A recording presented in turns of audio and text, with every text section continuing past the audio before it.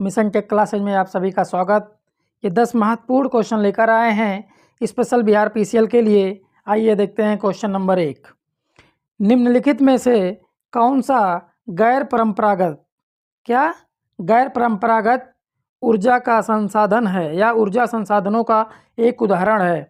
Petrol, diesel, कोयला, पवन। तो यहाँ पे ऑप्शन नंबर डी सही है, पवन। तो अब देखिए गैर परंपरागत क्या होता है और परंपरागत क्या होता है।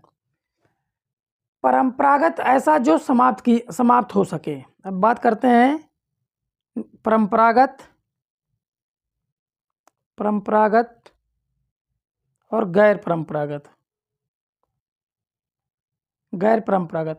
इसमें जो प्रकृति के द्वारा उत्पन्न होता है, जो प्रकृति से प्राप्त करते हैं, उसको हम बोलते हैं गैर परंपरागत या नवीनीकरण। जैसे सौर ऊर्जा, पवन ऊर्जा, तापीय ऊर्जा। लेकिन जो परंपरागत की बात करते हैं उसमें आता है थर्मल, हाइड्रो, न्यूक्लियर। क्लियर? तो इस तरीके से पहला क्वेश्चन का आंसर ऑप्शन नंबर 4। अब बात करते हैं क्वेश्चन नंबर 2। सर्ज टैंक किसकी सुरक्षा के लिए लगा होता है? सर्ज टैंक किसकी सुरक्षा के लिए लगा होता है? Dam, spillways, penstock, control gate. तो ऑप्शन नंबर सी, पेनस्टॉक के सुरक्षा के लिए सर्ज टैंक लगा होता है। कुछ इस तरीके से होता है, जैसे मान लीजिए ये कोई बांध है, तो ये पेनस्टॉक है और यहाँ पे ये डैम बन गया। सॉरी, ये हो गया सर्ज टैंक। क्या हो गया? Surge tank. और ये जो पेनस्टॉक होती है स्टील की रॉड होती है। क्या होती है? स्टील की रॉड होती है पेनस्टॉक। क्लियर? तो पेनस्टॉक, सर्ज टैंक किसकी सुरक्षा के लिए होता है? पेनस्टॉक की सुरक्षा करने के लिए होता है। और पेनस्टॉक स्टील की एक रॉड होती है। क्लियर? जो हाइड्रो में यूज करते हैं। और ये जो पेनस्टॉक होता है ये डैम और टरबाइन के बीच होता है। किसके बीच में होता है? डैम और टरबाइन के बीच में पेनस्टॉक होता है। क्लियर? अब बात करते हैं question number 3। Thermal power plant में इकोनोमाइजर की मुख्य भूमिका क्या है? अतितापन करने में सहायता, पानी को ठंडा करने में सहायता, फ्लू गैसों से गर्मी निकालना और बॉयलर फीड पानी को प्रीहीट करना, कोयले के दहन करने में सहायता करना। तो ऑप्शन नंबर 3 सही है।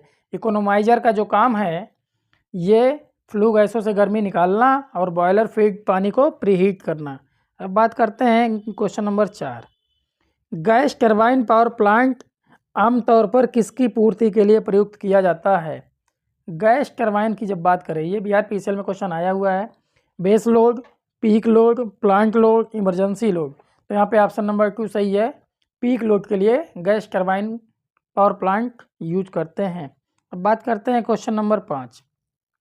जब टरबाइनों पर वाष्प छोड़ी जाती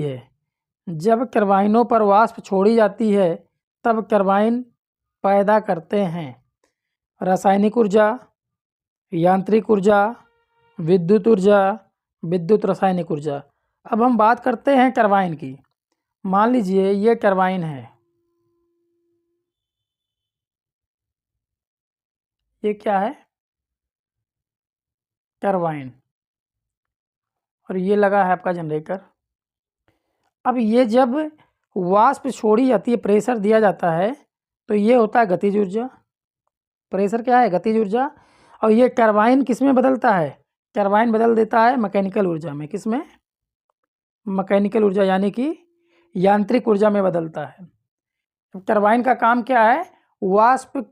वाष्प जो प्रेशर से जा रहा है, वाष्प की गतिज ऊर्जा को टरबाइन मैकेनिकल ऊर्जा में बदल रहा है। और ये मैकेनिकल ऊर्जा इस जनरेटर को दिया जा रहा है, जिससे यह इलेक्ट्रिकल ऊर्जा पैदा कर रहा है। क्लियर? ध्यान दीजिएगा, समझिएगा, बहुत इंपॉर्टेंट है ये क्वेश्चन, बहुत गलत होता है। अब बात करते हैं क्वेश्चन नंबर 6। नाभिकीय रिएक्टर में नियंत्रण छड़ के रूप में किस पदार्थ का प्रयोग करते हैं? नाभिकीय रिएक्टर में नियंत्रण छड़ के रूप में किस पदार्थ का प्रयोग करते हैं? Thorium, graphite, cadmium, tungsten. तो यहाँ पे ऑप्शन सही है कैडमियम। कैडमियम नहीं होगा तो बोरान भी यूज करते हैं। क्या? बोरान की छड़ भी यूज करते हैं नियंत्रण छड़ के रूप में। क्लियर।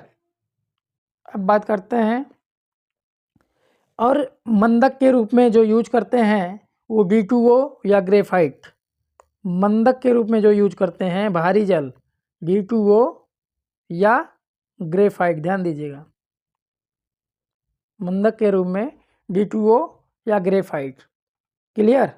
अब हम बात करते हैं क्वेश्चन नंबर 7 की। लो हेड के लिए कौन सी टरबाइन यूज की जाती है? Pelton wheel turbine, Francis turbine, Kaplan या propeller turbine, all of these.